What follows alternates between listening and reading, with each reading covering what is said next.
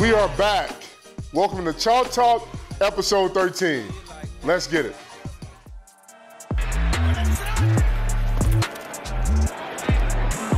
Ryan brings the ball back down, and now down he goes. Godchaux.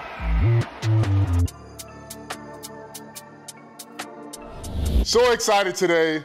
We have a very special guest, New England Patriots quarterback Jacoby Brissett.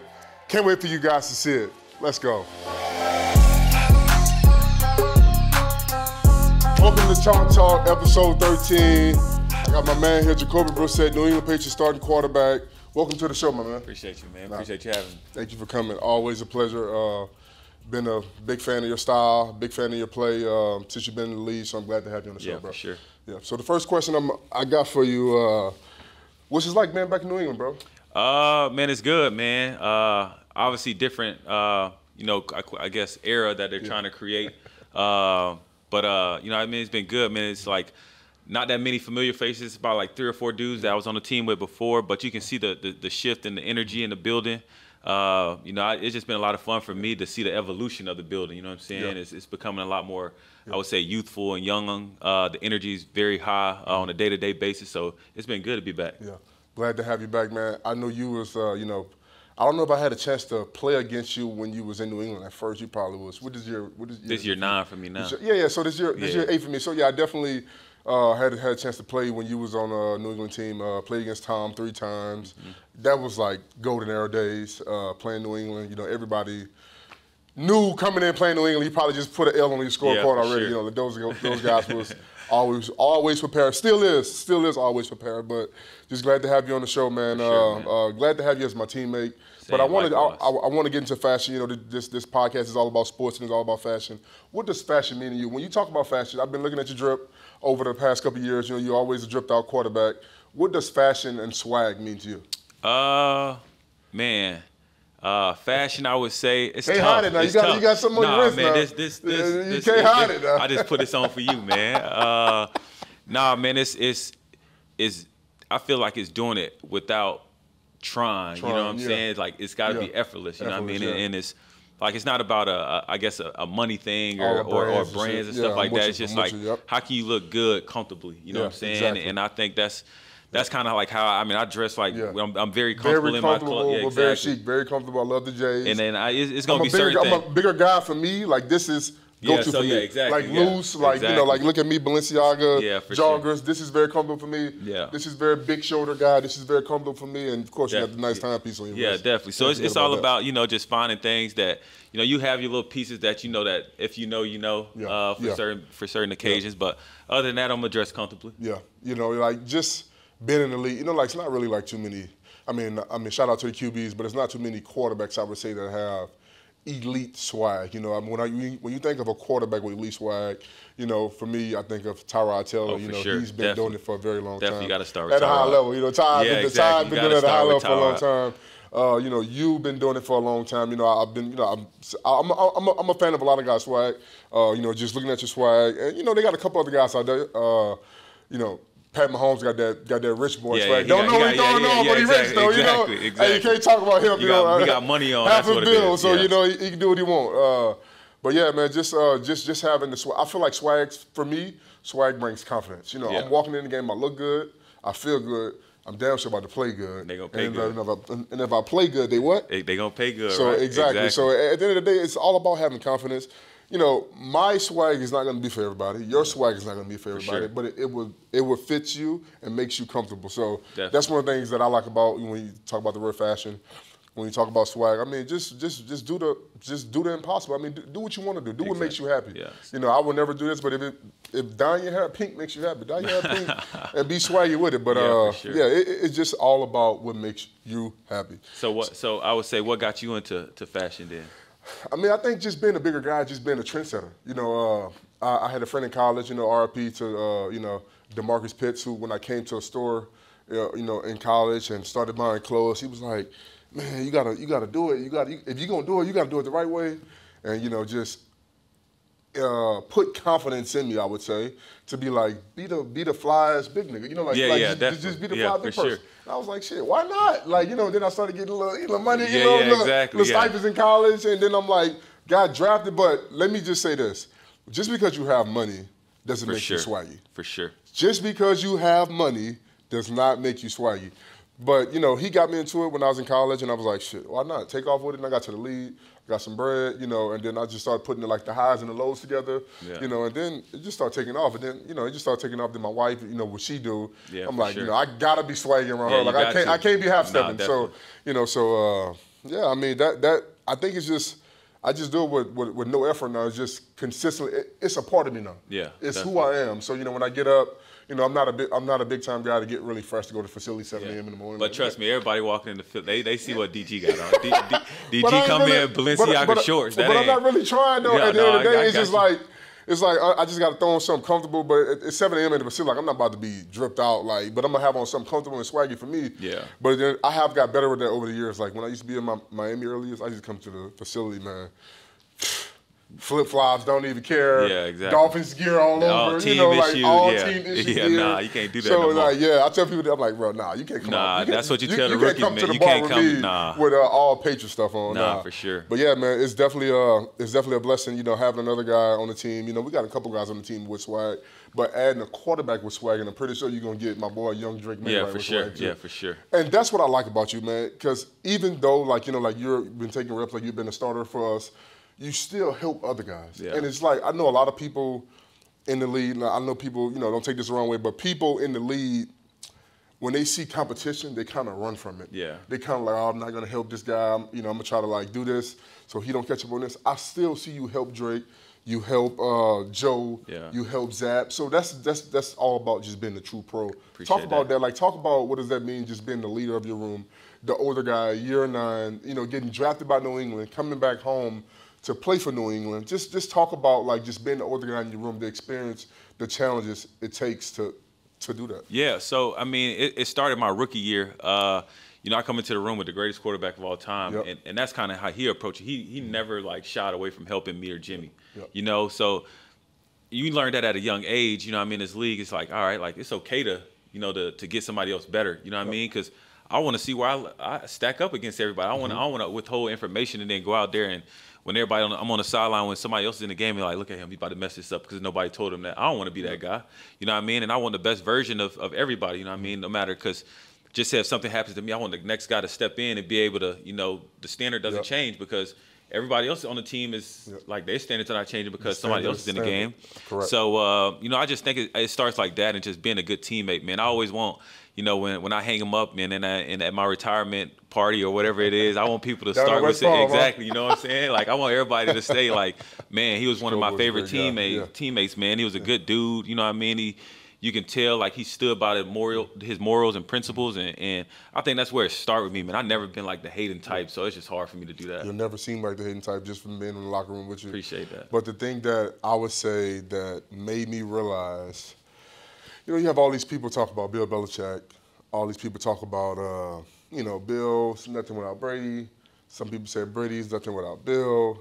It goes hand in hand. Yeah, for sure. They was great together, and let's just leave it at that. Definitely. But I would say one year, it was one, I don't know, you know better than me, of course. The quarterbacks got, I think Tom was suspended. Yeah. Jimmy was hurt or something. Yeah, Jimmy got hurt, and then I came in. Yeah. And the standard was still the standard. Still the same. You guys still won. Yeah. So that's why I'm like, how could you ever say, you know, it was all Brady or it was all Bill? It was them working together. For sure. When Brady got suspended, I think Jimmy was hurt. You came in and you guys still won games. Yeah, for sure. So it's like, you know, it's just the greatness of just the dynasty that the Patriots built over the last 2 decades. So, you know, I'm just picking back off the words you said, like the standard. Like the standard always stayed the standard. You was held to high expectations when Jimmy got hurt and Brady was suspended to lead the room. Yeah. But you did that by paying attention to Brady when he was leading the room. Yeah. So, you know, like the standard is going to always be the standard. I want to get into another topic. Jacoby, I think, is very impressive, man, about you being your own agent. You know, I personally, like, I do a lot of stuff on my own. Like, I watch my money. Like, I do all that. You know, when it comes to investments with my financial team, we always do try to make the right investments. But explain to me and explain to the people what it's like being your own agent. If you guys don't know, Jacoby Brissett is his own agent. So explain to us, explain to me, because I want to know, I want to learn what it's like being your own agent. And do you recommend guys? You know, we're not knocking agents because you know, certain people need agents. Do you recommend people having agents? Like, what was the deciding factor for you not having an agent?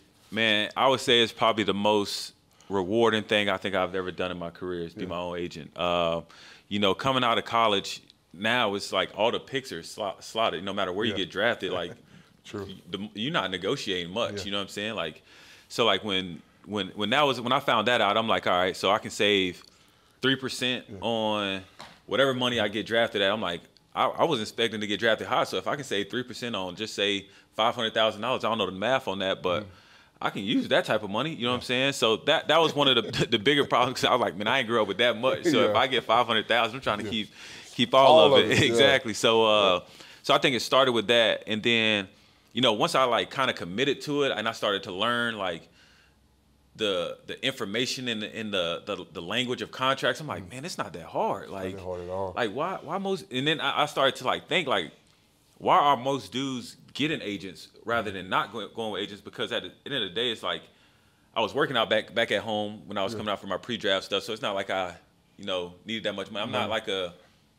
guy that needs to do all this stuff. I'm a simple guy, so it's like I didn't need like a quote unquote marketing bonus to provide a lifestyle that I knew I wasn't going to try to live anyways. Exactly. So I think those were like key parts of me not getting an agent. And then, you know, when I got drafted and I had to go sit in with Bill, like, and do that kind of negotiation, like, you know, Bill, like it's like it can be one intimidating, but two at the same time, it's like you like, damn, man, I don't know what the hell about to happen in this meeting. He might undraft me, you know what I'm saying? Exactly. So once I like kind of like. I was like, man, I'm holding out because I don't want an injury split in my contract my first year. And he was like, man, we can't do that. Like, we do this with all our rookies. And like I don't have an agent, but I have an advisor, which I have to always shout out is Abe Elam. Like this guy, I wouldn't be here without him. Abe Elam? Yeah, exactly. Shout out to Abe for Elam. sure. Yep, shout and out to him. so like he was like, man, you gotta stick to your guns. I remember he used to send me texts before I go into a meeting with Bill, like, man, stick to our guns. We already know how this is gonna go. Yeah. So once I got through that, you know what I mean, and then I didn't say I won the negotiation, but I got what I wanted done, you know what I'm saying? Yeah. And I was like, man, I can do this versus Bill. I can do this versus a lot of other, you know, GMs and owners and stuff like that. You got the confidence to walk in there with Bill. Exactly. Like, I can do this with a lot of other guys. Yeah, no question. So then I was like, man, like, then I ended up getting traded. And that's when I was like, man, I think I need an agent. Like, this shit's scary. Like, I don't know what's going on. And then I kind of like just went through that. Me and Abe, like building that trust within each other, building that relationship even more. It's just like, I'm like, man, we doing this. Like, we in the same rooms that a lot of these other guys in, like, you know, and we're not far behind, you know what I'm saying? So it's like, it's not like signing to an agent to be around like a bunch of other NFL guys just to say I'm around a bunch of NFL guys. Because everybody here like, oh, this agent got this person this money, this agent got this person. But what happened to the dude that didn't get the money? Exactly. Or the dude that's on the street now, you know? They don't talk about that. So I was just like, man, I'd much rather, if I'm a go through this league and go through this thing, and I'm a die on my own sword, man. Like, I'm gonna go and like say that I put all my eggs in one basket. I invested in myself and learning like contracts, and like I can go through a contract right now and say like that's not supposed to be there.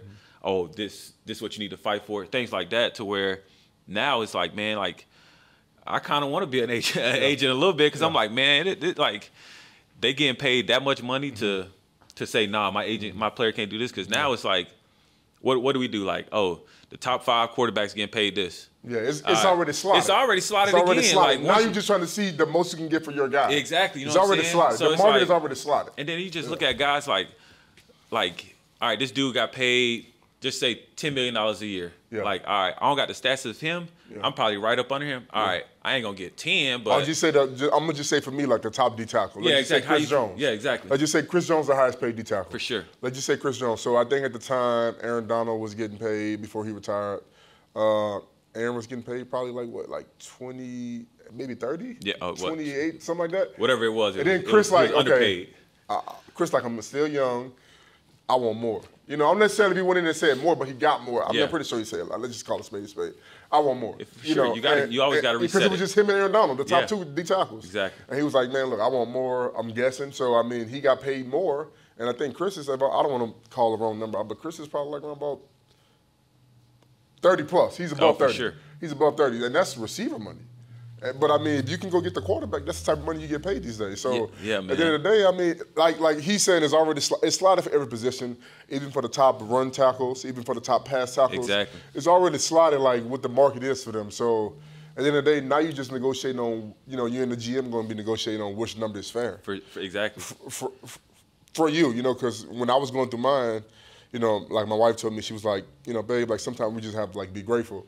I ain't trying to hear all that right now. Like, at the end of the day, like she's speaking some real stuff, but I'm like, I ain't trying to hear that. Yeah, like, I'm trying to get paid. Oh, for sure. I'm not trying to hear that, But yeah, and I think that's the main thing is like what I learned in this is like you gotta check your ego. Like especially being your own agent, you gotta check your ego because sometimes you get to that point where it's like you say, like, man, shit, he just got this. I want to go get this. You gotta be honest with yourself. Exactly. You gotta be honest with yourself, but at the same time, it's just like, you know what I mean? Like if we close, like, all right, we can make something work. But if we a million, if we were a million or two off, yeah, then it's like, man, what we gonna chase that? Come on, Elliot, let's just get it done. Man, you know what I'm saying? If we that close, then it's just like, man, I'm gonna take it in. And I always believe in. And I'll never forget this. Like Julian Edelman told me this because he found out I was my own agent, and then he was like, "How you gonna negotiate your second deal?" And like I'll never forget, we were at the Derby one year, and I was like, "I'm coming up on my next year. I'm gonna be a free agent. Like I played last year. I don't know where my career going, And this was before Andrew Luck retired. He retired before the season. He was like, "How you gonna negotiate?" I was like, man, I'm gonna just figure it out. And he just was like, the best advice, he goes, man, always bet on yourself. Like no matter what, like if a team if you're not close where you think you are, bet on yourself, man. At least you're gonna do that. And I'll never forget that, man. And every year I feel like I've betted on myself. Yeah.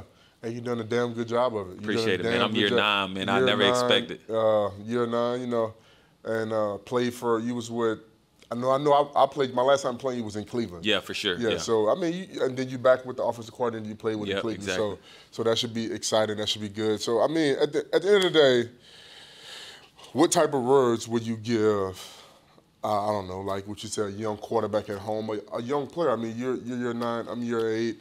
What type of advice would you give a young player who's thinking about getting an agent, not getting an agent, or just not even regarded the agent subject? Just thinking about coming to the NFL. Yeah.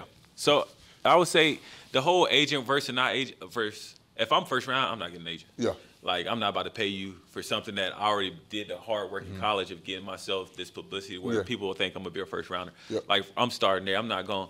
I go figure something out with somebody around me that I know, like, and I was fortunate to have friends around me that was like, hey, let me borrow $20,000 for training, and I'll pay you back when I get whatever I get. So shout out to them. Shout out to those friends. And I think that's where I would start at, and then, like you said, everybody's situation different. So like if you think you might need it, and you probably like don't want to go through the legwork of learning the information and the language of a contract, get an agent. Like, and then you still can learn the legwork, and then exactly. Figure out what you do. Because I personally think like, if I'm an agent, like it's my job to teach you like what you signing. Like I can't just tell you like, hey man, sign this deal for five years. And that's what I think that for $100 million, and it's like my last only 2 10 deals, years, only $10 million was guaranteed. My last 2 deals, I can say that's with my agent Drew Rosenhaus.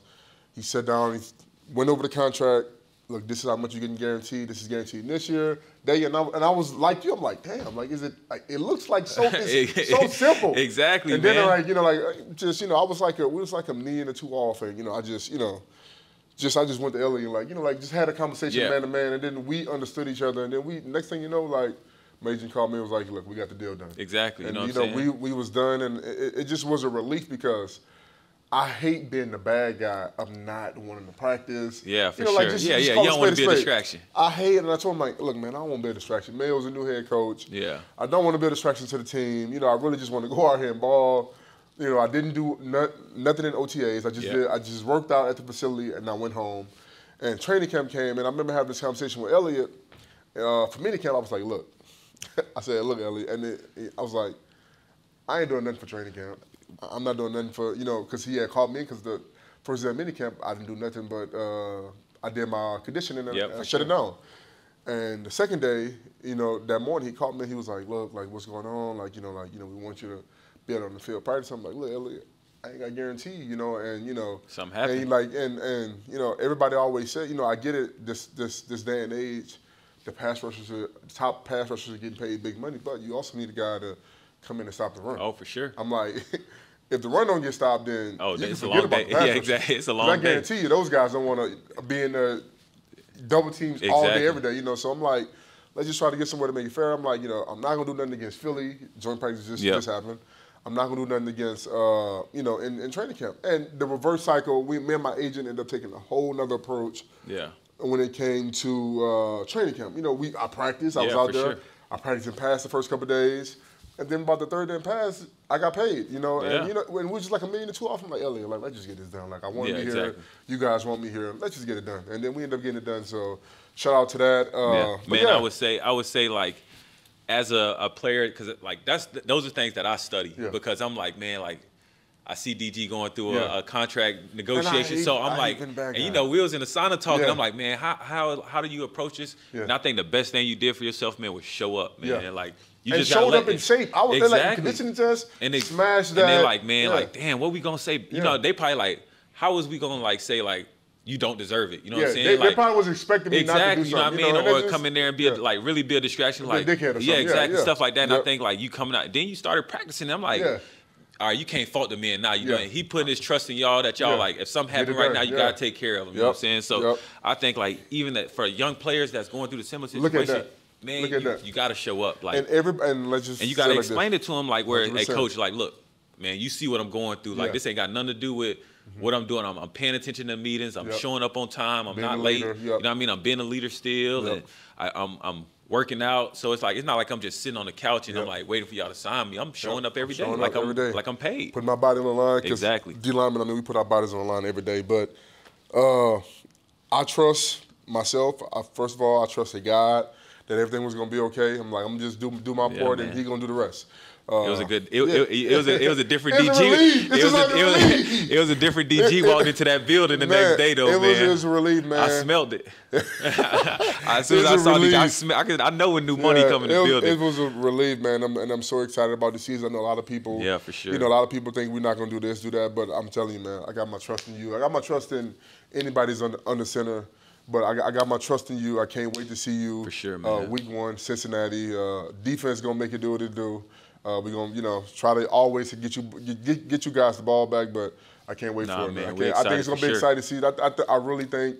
I know we're gonna surprise a lot of people. Definitely. We're gonna surprise a lot of people. The work we put in. You know, we're not even close to reaching our full potential, but the work we put in and just the trust, I could feel we building as a team. Yeah, definitely. You know, I know you deal with it on the offensive side, but the trust we dealing with, we needed a good joint practice against Philly. You know, a top tier team in this league. Yeah. So you know, I can't wait, man. Nah, man, I think that's the cool thing. It's just like. You never want to be at full potential right now. You know what I mean? Because in the middle of the season, it's like, where we go? Exactly. And it's the only ways to go down. Peaking around that November, coming that playoff time. For sure, man. And I mean, of course you want to win early. Oh, exactly. But I think even our last 2 practices, 3 practices, you know, after a preseason game, going into like the back end of training camp, where it's like, man, this can be the dog days. And, you know what I mean? Dog day, because you're like, why are we here? Like exactly, like, and we here all day too. Like, man, he done pushed the schedule back, but then you like come out there and you watch us practice, and we like. It felt like it was like getting after it. We was getting after it, you know what I'm saying? It was competitive. It was guys flying around. So it's like you definitely see the trajectory of us heading in the right direction, man. It's just day in and day out, man. You know, we just got to put in the work. Yeah, put in the work. That's the main thing. Just put in the work and just being consistent, man. For sure. A lot of people want the reward. A lot of people want all, you know, the playoff wins, the big season, the big individual goals.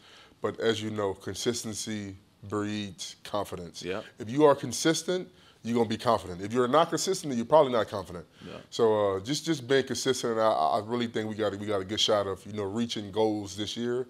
Just have to trust one another, trust the brother on side of us, and just get the job done. Yep, for sure, man. I'm excited for it. Thank you for coming on the show, man.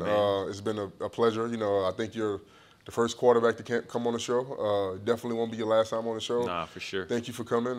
But we're gonna get it all closing to the end. Thank you. For sure, man. Appreciate you. Yeah. Thank you. Appreciate